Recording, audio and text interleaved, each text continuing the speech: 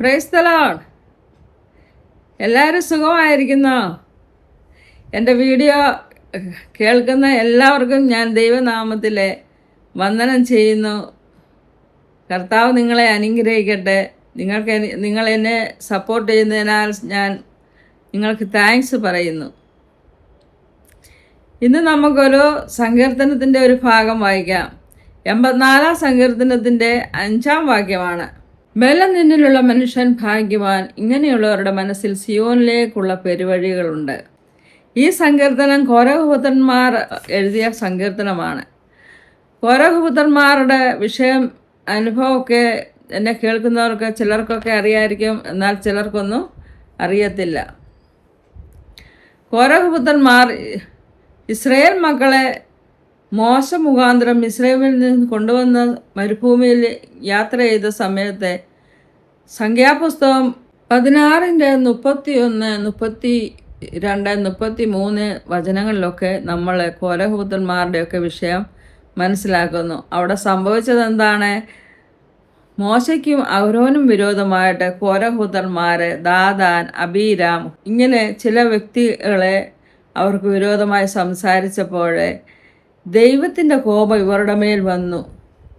അവർ പറഞ്ഞതെന്താ? നിങ്ങളോട് മാത്രമേ ദൈവം സംസാരിക്കുന്നുള്ളൂ, ഞങ്ങളോടും ദൈവം സംസാരിക്കും. അത് ദൈവത്തിൻ്റെ സന്നിധാനത്തിൽ ആര് സമർപ്പിക്കപ്പെട്ട്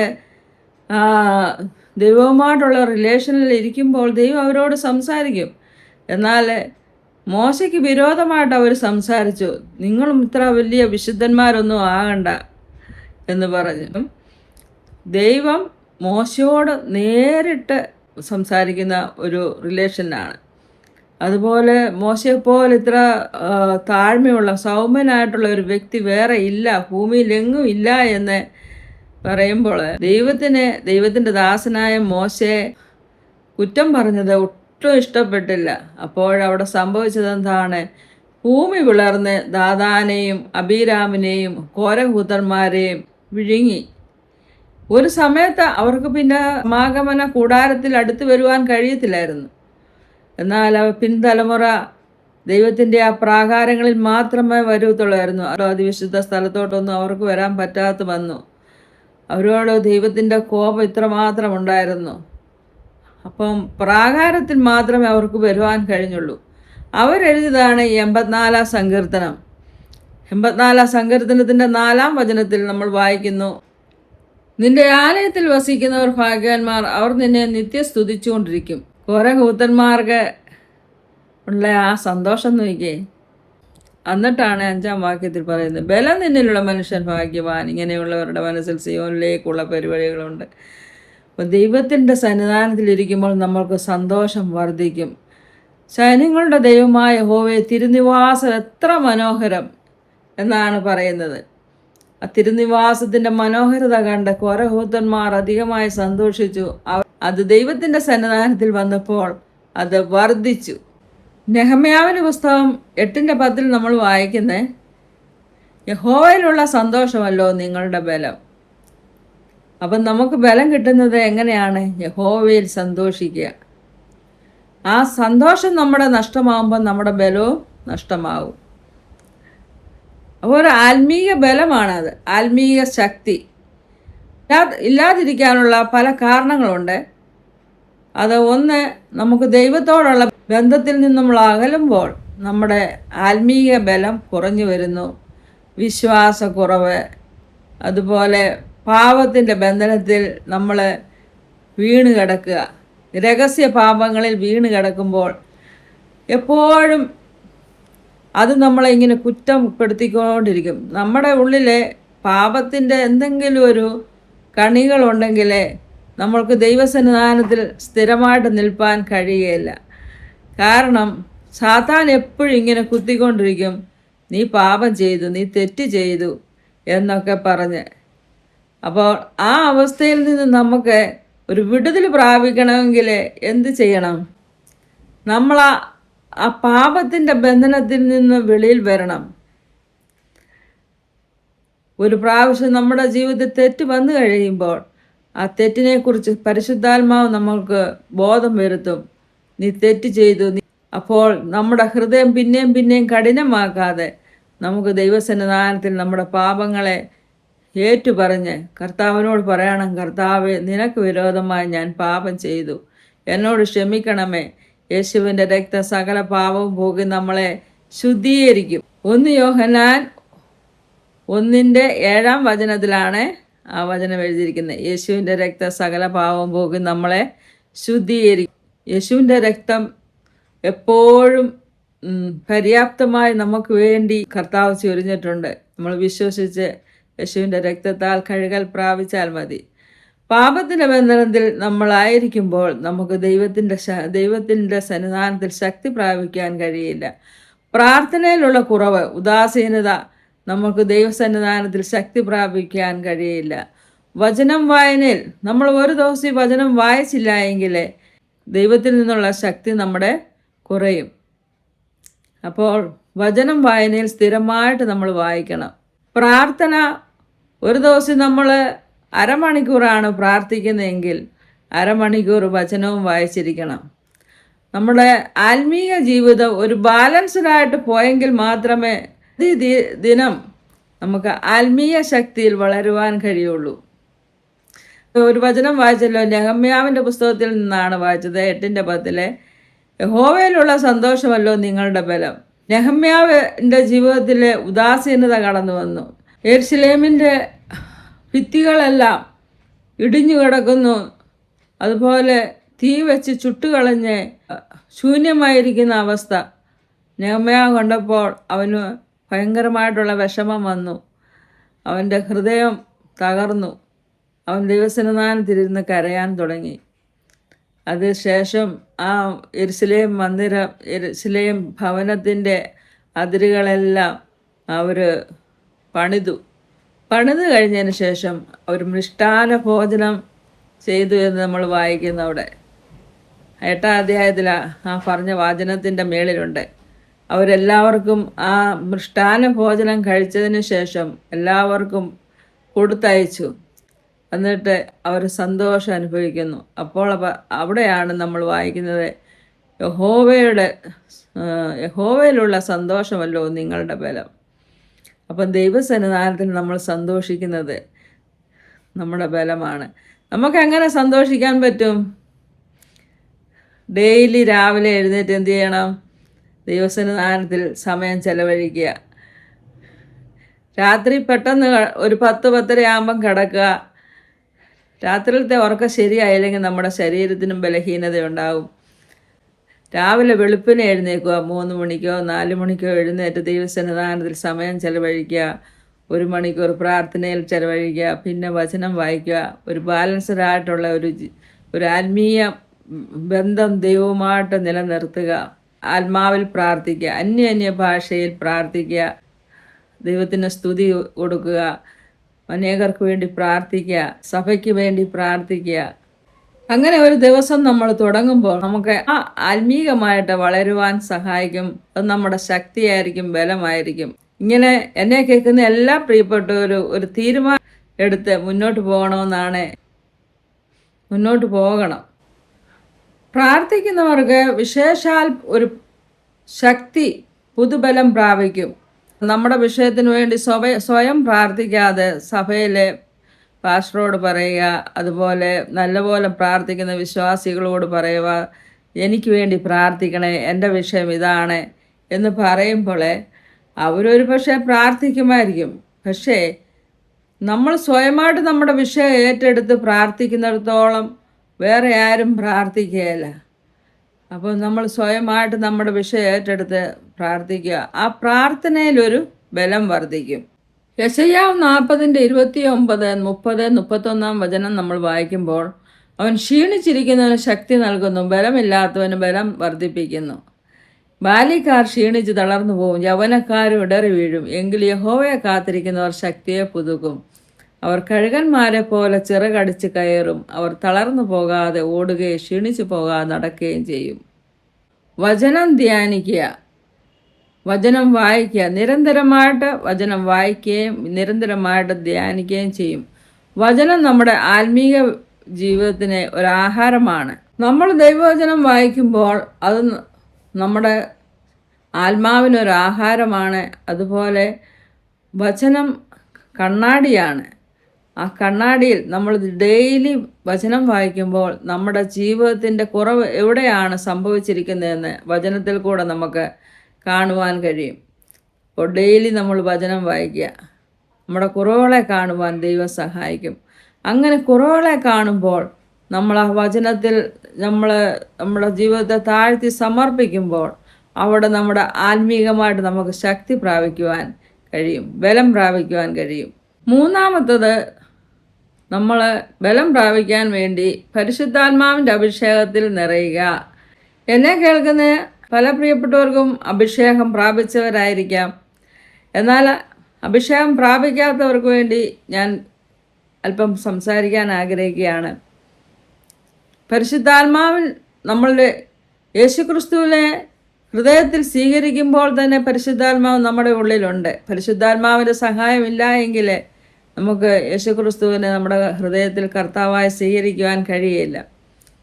എന്നാൽ പരിശുദ്ധാത്മാവിൻ്റെ ഒരു നിറവ്, ഒരു അഭിഷേകം നമ്മളിൽ കൂടെ ഒഴുകണം. യോഹന്നാന്റെ സുവിശേഷം 7:35, 36, 37 വചനങ്ങളിൽ നമ്മൾ വായിക്കുമ്പോൾ, ദാഹിക്കുന്നവനേവനും എൻ്റെ അടുക്കൽ വരട്ടെ, ഇച്ഛിക്കുന്നവന് ഞാൻ ജീവജലത്തിൻ്റെ നദിയിൽ നിന്ന് കുടിക്കാൻ കൊടുക്കും. എന്നിൽ വിശ്വസിക്കുന്നതിൻ്റെ ഉള്ളിൽ നിന്ന് തിരുവെഴുത്ത് പറയുന്ന പോലെ ജീവജലത്തിൻ്റെ നദികൾ ഒഴുകും. ആർക്കാണ് ദൈവം? ആ വിശ്വസിക്കുന്ന വ്യക്തിക്കാണ് ആ ജീവജലത്തിൻ്റെ നദി അവരുടെ ഉള്ളിൽ കൂടെ ഒഴുകുന്നത്. അപ്പോൾ ആദ്യമേ നമുക്കൊരു ദാഹം ആവശ്യമാണ്. നമ്മൾ വെള്ളം കുടിക്കുന്ന സമയത്ത് നമ്മളൊക്കെ അറിയാമല്ലോ, നമുക്ക് ദാഹമില്ലെങ്കിൽ അധികം വെള്ളം നമ്മൾ കുടിക്കത്തില്ല, അല്പം വെള്ളമേ കുടിക്കുകയുള്ളൂ. ദാഹം ഉണ്ടെങ്കിലോ നമുക്ക് ദാഹം തീരുവോളം നമ്മൾ വെള്ളം കുടിക്കും, ചില ചൂട് സമയത്തൊക്കെ ആണെങ്കിൽ. അപ്പം ആദ്യം നമുക്ക് എന്ത് വേണം? ദാഹം വേണം. നമ്മൾ യേശുക്രിസ്തുവിൻ്റെ മക്കളായി തീർന്നു. പിന്നെ നമുക്ക് ആത്മീകമായിട്ട് മുന്നോട്ട് ജീവിക്കണമെങ്കിൽ ഈ പരിശുദ്ധാത്മാവിൻ്റെ അഭിഷേകം ആവശ്യമാണ്. വചനം വായിക്കണമെങ്കിൽ പരിശുദ്ധാത്മാവിൻ്റെ അഭിഷേകം ആവശ്യമാണ്. പ്രാർത്ഥിക്കണമെങ്കിൽ പരിശുദ്ധാത്മാവിൻ്റെ അഭിഷേകം ആവശ്യമാണ്. അനേകർക്ക് വേണ്ടി പ്രാർത്ഥിക്കാൻ വേണ്ടി അഭിഷേകം ആവശ്യമാണ്. നമ്മുടെ വിശ്വാസത്തിൽ നമ്മൾക്ക് സ്ഥിരമായി നിൽക്കണമെങ്കിൽ ഈ അഭിഷേകം ആവശ്യമാണ്. ദൈവവചനത്തിൽ സ്ഥിരമായി നിൽക്കണമെങ്കിൽ നമുക്ക് ഈ അഭിഷേകത്തിൻ്റെ ആവശ്യമുണ്ട്. ദാഹം ഉണ്ടാകണം. ആ ദൈവവചനത്തിൻ്റെ ഒരു വാക്തത്വമാണ് നമ്മൾ ആ വായിച്ചെടുത്ത്. എന്നിൽ വിശ്വസിക്കുന്നതിൻ്റെ ഉള്ളിൽ നിന്ന് തിരുവെഴുത്ത് പറയുന്ന പോലെ ജീവജലത്തിൻ്റെ നദികൾ ഒഴുകും. നമ്മളെ ദാഹത്തോടും വിശ്വാസത്തോടും കൂടെ അവിടെ ദൈവസന്നിധാനത്തിൽ കടന്നു വന്ന് കർത്താവിനോട് പ്രാർത്ഥിക്കുക. കർത്താവേ, നീ എനിക്ക് അഭിഷേകം തരണമേ, ആത്മാവിൻ്റെ അഭിഷേകം തരണമേ എന്ന് പ്രാർത്ഥിക്കുമ്പോൾ കർത്താവ് ആ വാക്തത്വത്തോടു കൂടിയുള്ള അഭിഷേകം നമുക്ക് തരും. കർത്താവിൻ്റെ വാക്കിൽ ഒരു മാറ്റവും വരത്തില്ല. നമ്മളാകെ ചെയ്യേണ്ടത് ദാഹത്തോടു കൂടി വരിക, വിശ്വാസത്തോടു കൂടി വരിക, അവനോട് പ്രാർത്ഥിക്കുക, കർത്താവെ നിൻ്റെ അഭിഷേകത്താൽ എന്നെ നിറയ്ക്കണമേ എന്ന്. ദൈവം അങ്ങനെ നമ്മളെ അഭിഷേകത്തിൽ നിറയ്ക്കും. അത് നമ്മുടെ ആത്മീയ ജീവിതത്തിൽ നമുക്ക് ബലം വർദ്ധിക്കുവാൻ കഴിയും. നാലാമതായിട്ട് പറയുന്നത്, ദൈവമക്കളുമായിട്ട് വിശുദ്ധന്മാരുമായിട്ടുള്ള കൂട്ടായ്മ എപ്പോഴും ആവശ്യമാണ്. നമുക്ക് ആത്മീയ ബലം വർദ്ധിക്കും. അതിനാണ് സഭ വെച്ചിരിക്കുന്നത്. കൂട്ടായ്മ നമ്മുടെ ഭവനത്തിൽ അത്യാവശ്യമാണ്. ഭാര്യ, ഭർത്താവ്, മക്കള്, കൂട്ടായ്മ ആവശ്യമാണ്. സമാധാനപരമായിട്ടുള്ളൊരു കൂട്ടായ്മ, അതുകൂടാതെ സഭയുമായിട്ടുള്ളൊരു കൂട്ടായ്മ, വിശുദ്ധന്മാരുമായിട്ടുള്ളൊരു കൂട്ടായ്മ. അതിനാണ് നമ്മൾ സഭയിൽ കൂടി വരികയും അവിടെ പ്രാർത്ഥിക്കുകയും പാടുകയും ആരാധിക്കുകയും ദൈവവചനം കേൾക്കുകയും വിശേഷമായിട്ട് നമ്മുടെ ആത്മീയ ജീവിതത്തിന് ബലം വർദ്ധിക്കുവാനുള്ള ഒരു മാർഗമാണ്. നമ്മൾ പിന്നെ സാധാരണയായിട്ട് കൂട്ടായ്മ കൂടുന്നത് ഒന്നാമത് സൺഡേയിലാണ്. ദൈവവചനം തന്നെ പറയുന്നുണ്ട്, 6 ദിവസം നിനക്ക് വേല ചെയ്യാം, 7-ാം ദിവസമോ ദൈവത്തിന് വേണ്ടിയുള്ളതാണ്. വിശുദ്ധ സഭായോഗമായിട്ട് അതിനെ കൂടണം. ദൈവമക്കളുമായിട്ടുള്ള കൂട്ടായ്മ ആചരിക്കണം. തമ്മിൽ പ്രേസ്തലോട് പറഞ്ഞ് അവരുടെ വിഷയങ്ങൾ അറിയുക, നമ്മളെ സ്നേഹ അന്വേഷണം അറിയിക്കുക. ദൈവമക്കളുമായിട്ടുള്ളൊരു കൂട്ടായ്മ ദൈവത്തിൽ നിന്നുള്ള സന്തോഷത്തിനും ബലത്തിനും കാരണമായി തീരും. 5-മതായിട്ട് ബലം വർദ്ധിക്കാനുള്ള ഒരു കാര്യം അനുസരണവും വിശ്വാസവുമാണ്. ദൈവവചനത്തിലുള്ള വിശ്വാസം. ദൈവവചനത്തിൽ വിശ്വസിക്കുക, അനുസരിക്കുക. നമ്മൾ ദൈവവചനം കേട്ടാൽ മാത്രം പോരാലോ, അതനുസരിക്കുന്നവരായിരിക്കണം. പ്രാക്ടിക്കലായിട്ട് നമ്മുടെ ജീവിതത്തിൽ നമ്മളെ അനുകരിക്കുന്നവരായിരിക്കണം. അബ്രഹാം വിശ്വാസത്താൽ നീതീകരിക്കപ്പെട്ടു എന്നാണ്. അവൻ്റെ വിശ്വാസം തെളിയിച്ചു കൊടുത്തു. സ്വന്തം മകനായ ഇസ്ഹാക്കിനെ ബലി കഴിപ്പിച്ചു. അപ്പം നമ്മൾ ദൈവവചനം കേൾക്കുക മാത്രമല്ല, ദൈവവചനത്തിൽ വിശ്വസിച്ച് അതിൽ പ്രാക്ടിക്കലായിട്ട് നമ്മുടെ ജീവിതത്തിൽ നമ്മൾ ചെയ്യണം. നമ്മുടെ ആത്മീയ ജീവിതത്തിൽ നമുക്ക് ബലം വർദ്ധിക്കുകയും വിശ്വാസത്തിൽ നിലനിൽക്കുകയും ചെയ്യുന്നത്. ജീവിതത്തിൽ പ്രശ്നങ്ങൾ വരാത്ത ആരുണ്ട്? ആരുമില്ല. എല്ലാവരുടെയും ജീവിതത്തിൽ ദൈവം നമുക്ക് സഹിക്കുവാനുള്ള പരീക്ഷകളൊക്കെ നമ്മുടെ ജീവിതത്തിൽ കടന്നു വരും. പരീക്ഷയിൽ നമ്മൾ സ്ഥിരമായി നിൽക്കണമെന്നാണ് ദൈവത്തിൻ്റെ ആഗ്രഹം. അതുകൊണ്ട് നമ്മുടെ ജീവിതത്തിലെ പരീക്ഷകളൊക്കെ ദൈവം തരും. ആ പരീക്ഷ വരുമ്പോഴാണ് ദൈവം നമ്മുടെ ഹൃദയത്തിലുള്ള വിഷയം എന്താണെന്ന് അറിയുന്നത്. മരുഭൂമിയിൽ ഇസ്രായേൽ മക്കളെ നടത്തിയപ്പോൾ അവർക്ക് ഈ 40 സംവത്സരമൊന്നും മരുഭൂമിയിൽ നടക്കേണ്ട ആവശ്യമില്ലായിരുന്നു. എന്നാലേ ദൈവം അവരെ നടത്തിക്കൊണ്ടിരുന്നു. എന്തിനാണ് അങ്ങനെ ചെയ്തത്? നമ്മൾ ദൈവവചനത്തിൽ വായിക്കുന്നു, അവരുടെ ഹൃദയത്തിലുള്ളത് വെളിപ്പെടാൻ വേണ്ടിയാണ് ദൈവം അവരെ ചുറ്റിച്ചുകൊണ്ടിരുന്നത്. അപ്പം നമ്മുടെ ജീവിതത്തിൽ ശോധനകളെ, ബുദ്ധിമുട്ടുകളെ, പരീക്ഷകളൊക്കെ വരുമ്പോൾ നമ്മുടെ ഹൃദയത്തിലുള്ള വിഷയങ്ങളിൽ വരും. ദൈവത്തെ നമ്മൾ മറുത്ത് പറയുന്നുണ്ടോ? ദൈവത്തോട് പിറുപിറുക്കുന്നുണ്ടോ? ഇതൊക്കെ ദൈവത്തിന് അറിയണം. അങ്ങനെ പരീക്ഷയെ സഹിച്ചുകൊണ്ട് പരീക്ഷയിൽ ജയിക്കുന്നവനാണ് പിന്നെ പ്രൊമോഷൻ കിട്ടുന്നത്. അപ്പോൾ നമുക്ക് ബലം വർദ്ധിക്കും. മനസ്സിലായോ? നമുക്ക് സഹിക്കാൻ വയ്യാത്ത പരീക്ഷ കർത്താവ് തരത്തില്ല എന്ന് കൊരിന്ത്യർ ലേഖനത്തിൽ നമ്മൾ വായിക്കുന്നുണ്ട്. പരീക്ഷയോടുകൂടി നീക്കുപോക്കും കർത്താവ് തരും. സ്വർണ്ണപ്പണിക്കാരൻ സ്വർണം അവൻ്റെ ഉലയിലിട്ടിട്ട് ശ്രദ്ധ മാറിയിരിക്കത്തില്ല. അവൻ ആ സ്വർണം ഉരുകുമ്പോൾ ഉരുകുന്ന ഒരു നിമിഷമുണ്ട്. ആ നിമിഷത്തിൽ ആ സ്വർണത്തെ എടുത്ത് അടിച്ച് പരത്തി അതിൻ്റെ രൂപം വരുത്തുന്നു, അല്ലേ? അതുപോലെയാണ് നമ്മുടെ ജീവിതത്തെക്കുറിച്ച് ദൈവത്തിൻ്റെ ഉദ്ദേശം. നമ്മളെ ഒരു പരീക്ഷയിലിടുമ്പോൾ, അത് ശോധനയിലിടുമ്പോൾ കർത്താവ് നമ്മളോട് കൂടെ ഇരുന്ന്, നമ്മുടെ ഉടയവനാണ്, നമ്മുടെ ഈശിയാണ് നമ്മുടെ കർത്താവ്. കഴിഞ്ഞ ദിവസം ഞാൻ ദൈവവചനത്തിൽ കൂടെ വായിച്ചിരുന്നേ, അങ്ങനെ വായിച്ചു. കർത്താവ് നമ്മുടെ ഉടയവനാണ്, കർത്താവ് നമ്മുടെ ഭർത്താവാണ്. അപ്പോൾ ദൈവം നമ്മളോടുകൂടി ഇരുന്ന് ആ ഉലയിലിട്ട സ്വർണത്തെ നോക്കുന്ന പോലെ നമ്മളോടുകൂടി നമ്മുടെ ശോധനയിൽ കർത്താവ് നമ്മളോടുകൂടെയുണ്ട്. അപ്പോൾ ആ പരീക്ഷയിൽ നമ്മൾ എപ്രകാരം നമ്മൾ പ്രതികരിക്കുന്നു എന്നുള്ളതാണ് പ്രധാനം.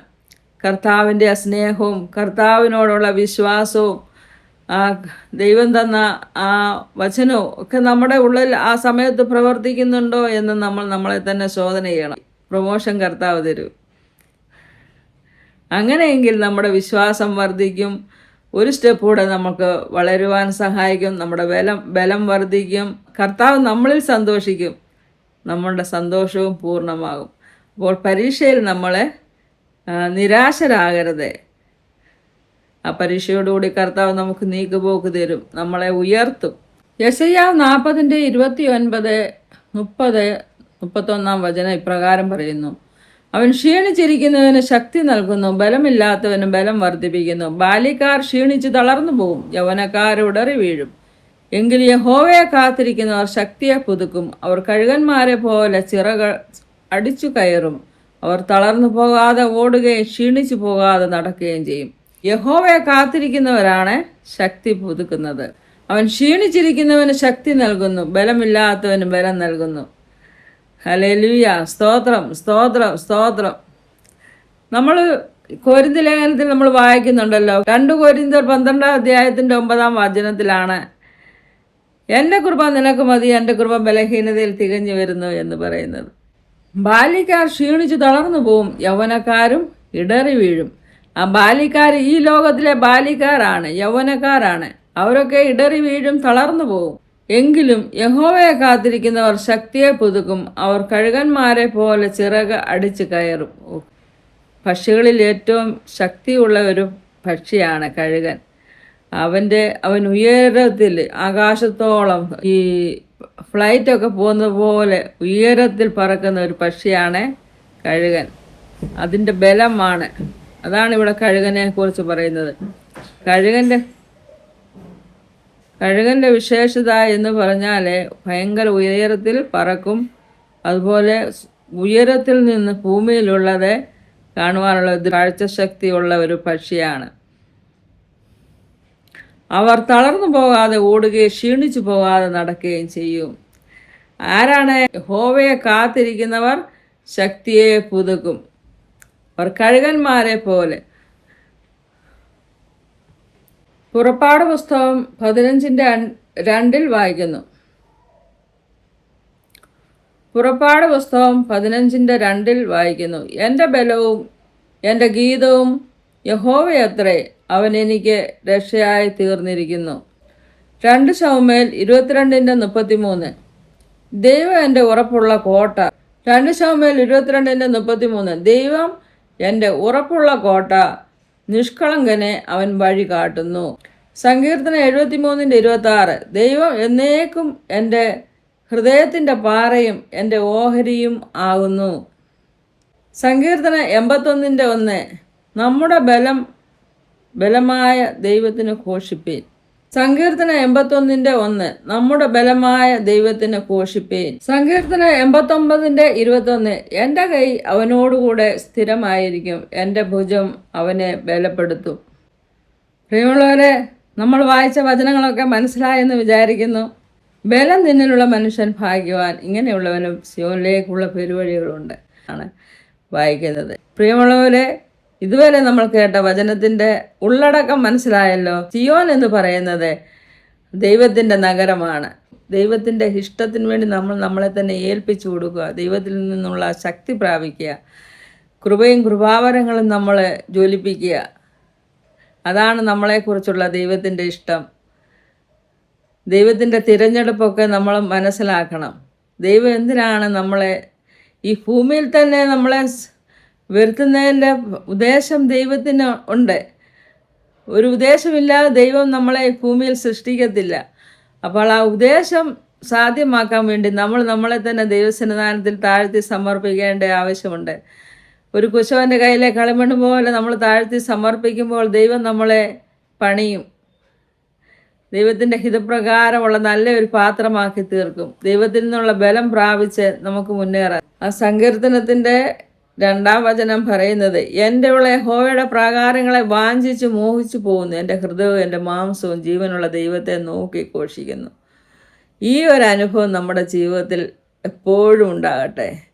നമ്മുടെ ഉള്ളം യഹോവയുടെ പ്രാകാരങ്ങളെ വാഞ്ചിച്ച് മോഹിച്ചു പോകണം.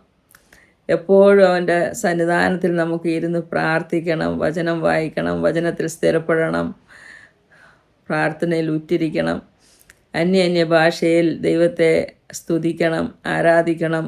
നന്മകളെ ഓർത്ത് ദൈവത്തിന് സ്തോത്രം കരയറ്റണം. സ്തോത്രം എന്ന യാഗം അർപ്പിക്കുന്നവൻ എന്നെ മഹത്വപ്പെടുത്തുന്നു. അപ്പോൾ നമ്മുടെ ഹൃദയം ദൈവത്തോട് എപ്പോഴും അടുത്തിരിക്കട്ടെ. എൻ്റെ ഹൃദയവും എൻ്റെ മാംസവും. മാംസം എന്ന് പറയുന്നത് നമ്മുടെ ശരീരമാണ്. ഹൃദയം നമ്മുടെ ശരീരത്തിൻ്റെ ഒരു ഭാഗമാണ്. എൻ്റെ ഹൃദയവും എൻ്റെ മാംസവും. നമ്മൾ ശരീരം ദൈവത്തിന് വേണ്ടി സമർപ്പിക്കുക. ജീവനുള്ള ദൈവത്തെ നോക്കി ഘോഷിക്കുക. അങ്ങനെയുള്ള ദൈവമക്കൾക്കാണ് പ്രതിദിനം ബലം പ്രാപിച്ച് മുന്നേറുവാൻ കഴിയുന്നത്. നമ്മൾ ഇതിൻ്റെ ഈ സങ്കീർത്തനത്തിൻ്റെ ഒരു പാട്ടുണ്ടല്ലോ, സെനയിലാധിപൻ ദേവനിലാദിയാൻ ആശ്രയമേവനുണ്ടോ,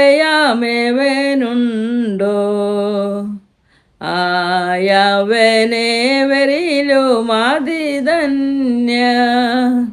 ബലം നിന്നിലുള്ളോർ ഭാഗ്യം നിറഞ്ഞോർ നിശ്ചയമാണെന്നും താഴ്ച ഭവിക്കുകയില്ലെന്നും. ഈ വിധമുള്ളോർ മനസ്സുകളിൽ ഈ വിധമുള്ളോർ മനസ്സുകളിൽ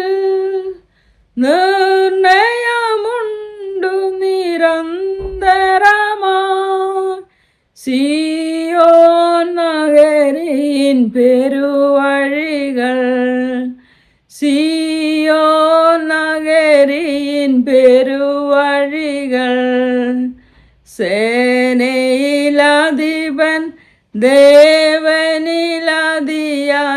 ആശ്രയമെവനുണ്ടോ? ആയവനേവരിലും അതിധന്യൻ. ഉരികിൽ തനിക്കൊരു വീടും മീവൽ പറവതൻ കുഞ്ഞുങ്ങൾക്കായി നല്ലൊരു കൂടും കണ്ടെത്തിയല്ലോ.